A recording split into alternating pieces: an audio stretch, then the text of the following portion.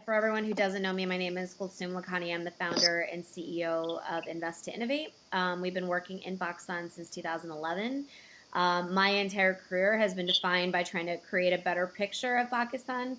And so to be able to do this new video series and be able to highlight the doers and the people that are really enabling the startup space in Pakistan is a big honor and really exciting for us to be able to move in that direction. So I'm going to let my first official guest introduce himself, and we're going to talk a little bit about his work and what he's been up to, as well as our overall perspectives on the startup and investment space in Pakistan. So Rabeel, go ahead. Hello, everyone. I'm Rabeel Warraich, born and brought up in Pakistan up until my A-levels, and by some stroke of luck ended up at MIT in the US, and did a year in between at Oxford, and ended up joining the investment banking industry in London, worked with Morgan Stanley for a few years before moving on to the buy side and investing in large cap private equity situations with the Sovereign Wealth Fund of Singapore. So I've been doing that for the last about 6.5 odd years. And Wow. over the last couple of years, also started taking a more active role in the Pakistan early stage investment space, given the severe dearth of early stage capital providers that we saw in the market. I'm sure we'll talk more about it. Mm-hmm. And as part of that, I founded the syndicate of investors, both Pakistanis and internationals, under the name of Sarmayacar. We've done a couple of deals in the market so far, but are actively looking and are currently engaged in some additional situations. And also potentially close to institutionalizing it in some shape or form, which I'm sure you'll hear more about in due course. Yeah. So let's talk a little bit about the journey of launching Sarmayacar, right? Because you obviously, this is what I always find interesting of Pakistanis that are living abroad. I mean, I'm kind of a prime example of that as well, in terms of the desire to do something to be supportive of what's happening in Pakistan itself. So for you, you were obviously working in this, you've been working in London for a number of years, working specifically in private equity. You've been working with the Sovereign Wealth Fund with Singapore, right? This is kind of a different space. This is kind of the antithesis of what you've been up to for a long time. So why Pakistan? Why did you decide this was the right time? And what kind of inspired you to start Sarmayacar and what launched that journey? Yeah, that's an interesting question because it's really the intersection of two different aspects. One is like, deep inside, no matter how much, how long I spend outside of Pakistan, there's still the Pakistani in me that you can't kick out. And that always stayed with me. So even if you go back to the time when I was interviewing with GIC, and they asked me, where will you be in 10 years' time? My actual response at that time was like, most probably in Pakistan. Mm-hmm. Because there needs to be some closure, some kind of like closing of the loop for myself. And I owe a lot to Pakistan. And I think it's on us who have had the benefit of getting quality education, great experience at reputable firms, to go back and give back in some shape or form. Mm-hmm. So what I had in mind was I didn't want to just go back and do it like, as a philanthropic gesture, because those oftentimes are short-lived or does not have the same level of buy-in. So finding something which was also a career choice for me and something that I had actually developed a career in was something that I was looking out for from the beginning. And from an investor's perspective, looking at Pakistan and the gap there, of capital providers versus the potential opportunity, that trade-off was very interesting. Mm-hmm. And the timing question as to why now, it made more sense because over the last 4 or 5 years, we've seen the sustained growth in the ecosystem. And a lot of it, in my opinion, one of the most important aspects is just instilling in the young population the notion that entrepreneurship is a viable career option. Mm-hmm. And that is almost the first step and a very crucial one, which takes time in any new emerging ecosystem. And that, I think, started in earlier this decade. And with the contribution of people like yourself and Umar Saif and Jahara and a lot of those folks who set up these early incubation centers, accelerators, were going around talking to people about this. I think the benefits of that are starting to come through now. Initially, obviously, there was like a little bit of a quality issue in terms of like the quality of the companies coming through, which is still the case. But that is the case with any emerging ecosystem.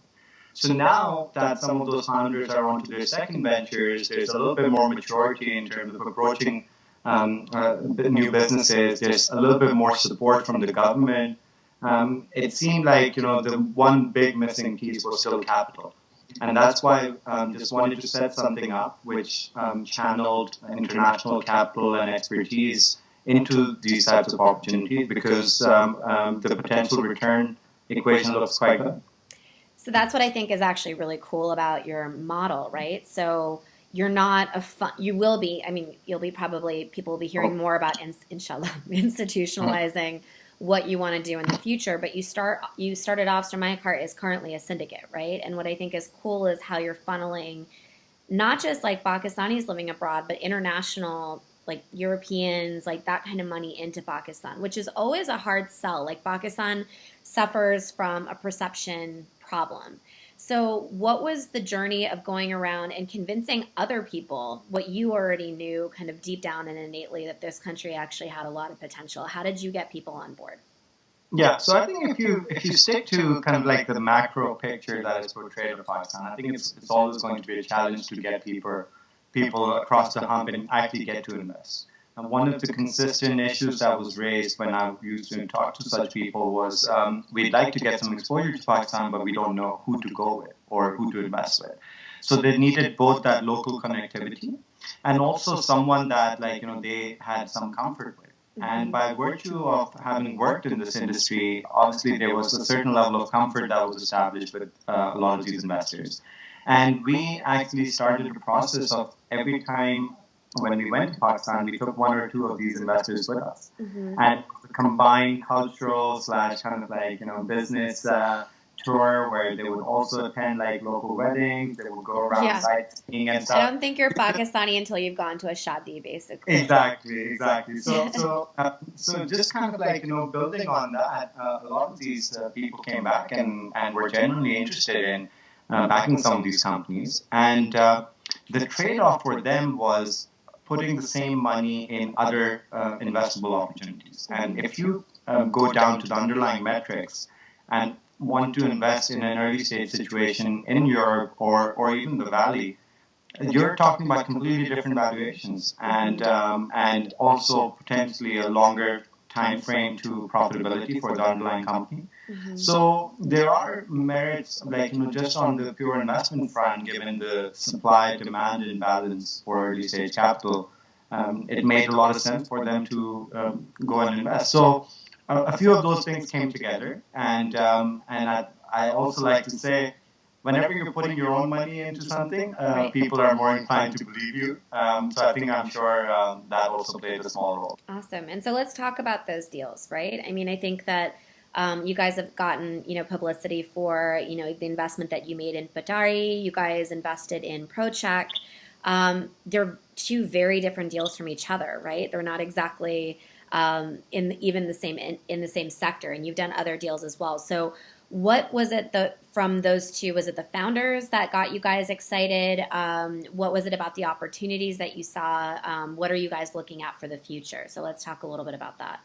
Yeah, sure. I would like to start by just mentioning that for an ecosystem like Pakistan's, it's very difficult for a firm like us to narrow ourselves to just verticals. I think if I sit here and say I'm just going to wait for deep tech, deep disruption, disruptive ideas, I think I'm going to be sitting for a while. And that's why I think the way we actually apply our first screening of the first filter effectively is along the business model. So one is what we call kind of like the Pakistan for Pakistan offering, which is localizing internationally tried and tested business models, primarily B2C. And then the second one is kind of like B2B with internationalization potential, so kind of Pakistan for the world, where the real advantage is the low cost base, and that using that as an unfair advantage appeal potentially to a global client base. And that's why both the companies that we've done fall in both of these kind of buckets separately in a way. And the second screen that we apply after the business filter is effectively business quality. And I think what's important is the emphasis that we place on sustainability of unit economics, the size of the market they're going after, the edge in the technology or the offering, and the competitive positioning. That's effectively kind of like the second layer of the filter. And the third, which and arguably the most important, is team, and we apply that filter thrice. So I think any opportunity that is interesting or a model that is going after a large market size will definitely not get done by us if the team is not strong. And that's, I think, also one of the challenges in the Pakistani ecosystem, which I'm sure we'll talk about. But yeah, so we try to apply a consistent filtration of our deal screening process, and that's how we ended up with the two that we have ended up. And there's a lot more in the hopper, so hopefully we'll be going through those pretty soon as well. Okay, let's talk about the startup space as a whole, right? You were talking about when you first started, just the quality, the lack of quality in the deals that hopefully is improving now. But what are some of the challenges that you see, and also things that have been exciting for you about the startup space? Yeah, I think that's a good question. What is really exciting is the fact that it's raw. It's getting shaped right now. If people stand up and play a key role right now, I think they could genuinely actually pave the path that the entire ecosystem takes from here. And a lot of people have already done that, yourself included. And I think the one area which was really kind of lacking that kind of established presence was on the investment side. I keep going back to it, maybe because of my bias as an investor, but it was done very informally before, where either I think one of your reports also mentions this, that where successful entrepreneurs come together to back someone they know, or it's being done as part of a big influential wealthy family, and it's a non-core function of their group of companies and so on. But the opportunity on the other side is increasing quite rapidly, and consumption that is forecast to increase, a lot of that increase will be online. So we are going to see that. It's how best do you capitalize on it. And in terms of the ecosystem itself, I mean, everyone knows the details about how many incubators we have, accelerators, university programs, government initiatives, all of which is positive, and I think it's a move in the right direction. So with that kind of concerted effort, a lot of fluff naturally comes up as well. So you just have to bear with that. And I think the idea is it won't be determined by all the ones that fail. But if the volume is so much that actually some of them do end up succeeding, that will define how the entire kind of ecosystem has progressed. And the hope really is to have some global scale companies coming out of Pakistan in the next decade, and all the ingredients are there. So let's see if we can capitalize. Is there a company that you may have already invested in, or a company that you may be looking at, or one that you missed the boat on, that you think is really exciting that we should be paying attention to right now? You can say no as well. There's nothing. It's difficult for me to point out any one particular company that is not known already, and that might be a hidden gem. We spoke a little bit about certain fintech solutions and so on, which is quite an interesting space. I think again, we've seen some ride-hailing success coming out of the country. Potentially there's some more, because there are some mass transportation issues in the country. Well, now with CPEC coming on board, potentially around logistics, trucking and so on, there's opportunity there. Healthcare is a huge area, very underpenetrated from a technology perspective.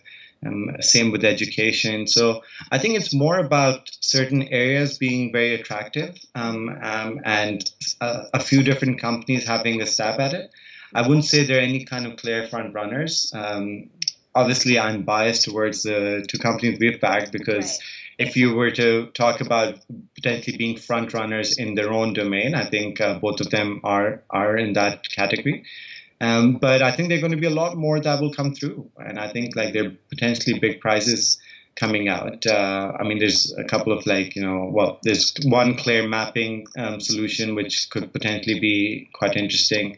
I think on the crypto blockchain slash whatever extent you want to have of it. I think all of these are going to be potentially quite interesting spaces. Right. But I think what's most interesting and needed are local solutions to local problems, I think.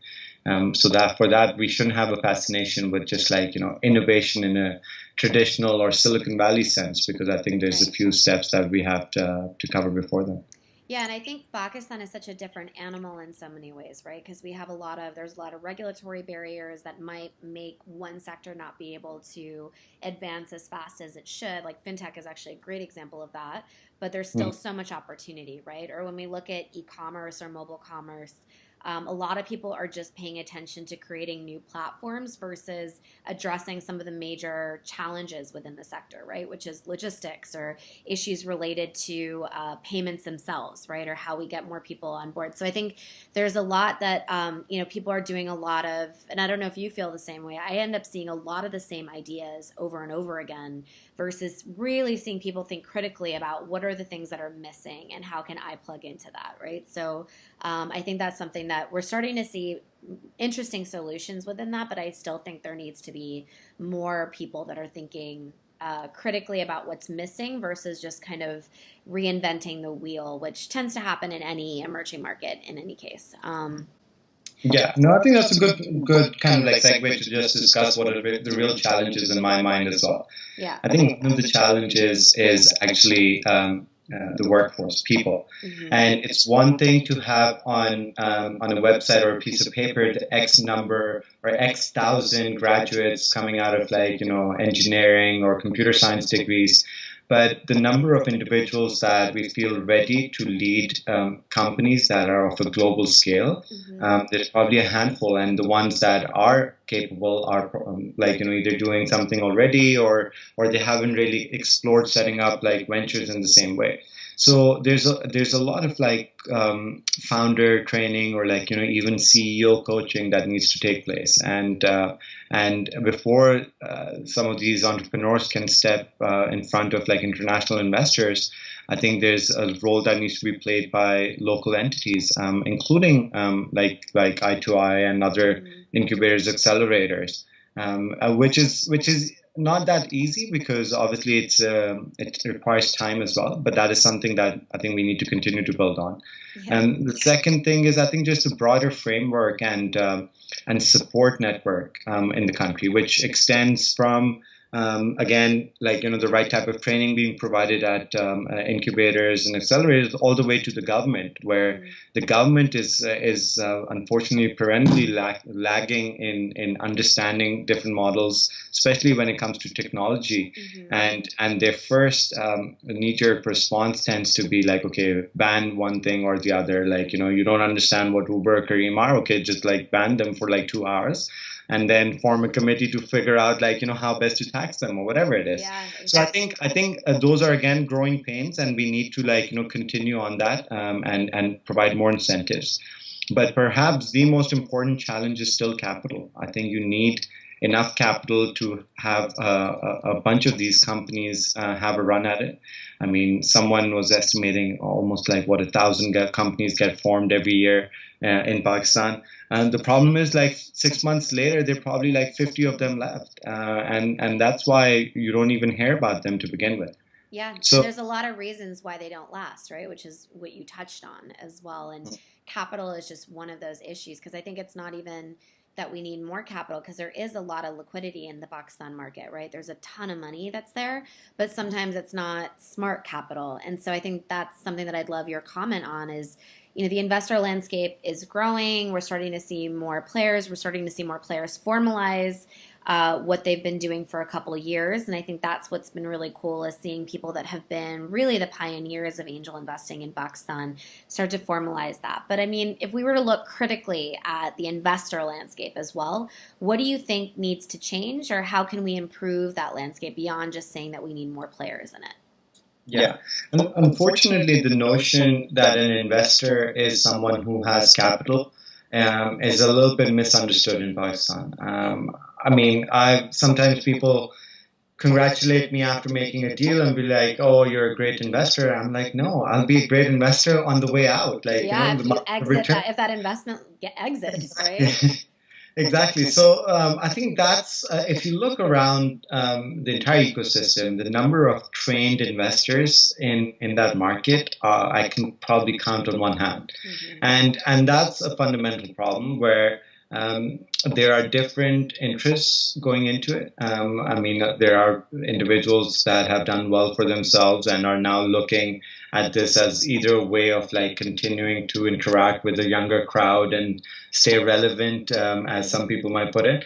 Again, which is fair enough. Like people like that all over the world that are doing it, but there's no like industry leader in that space, and that's why we talk about founder education and so on, but investor education also really needs to take place. How different approaches could make sense at such an early stage, and what is it that you're really trying to achieve? Because I've come across investors who are looking to maximize their share of the pie right now. Whereas at least our approach is, let's worry about the pie in 5-7 years time and make sure that like the pie grows large enough that even if we own a small chunk of it, it still makes sense. And in exchange for that smaller chunk, obviously you might give make a smaller commitment right now. Whereas some other investors are actually wanting to take over a bigger chunk right now, which just disincentivizes founders. So it's a balance there. And then in terms of post-deal execution and support, there's certain venture growth enablers and there's certain venture growth drivers. And enablers are basically just providing basic support to open accounts and have some legal support and so on and so forth, which is not very difficult to do, but it just makes sense for an investor to aggregate and offer to all the companies on the platform.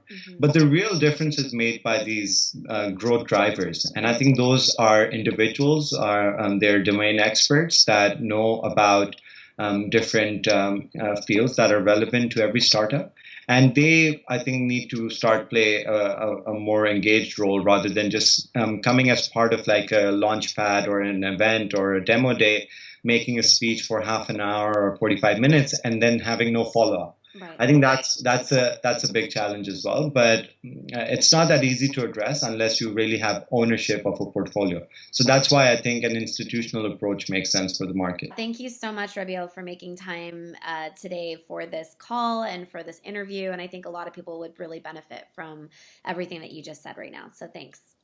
No, and great job, everything that you've done so far and continue to do. So thank you from our perspective as well for bringing the Pakistan story to everyone's attention. Cool. Thanks.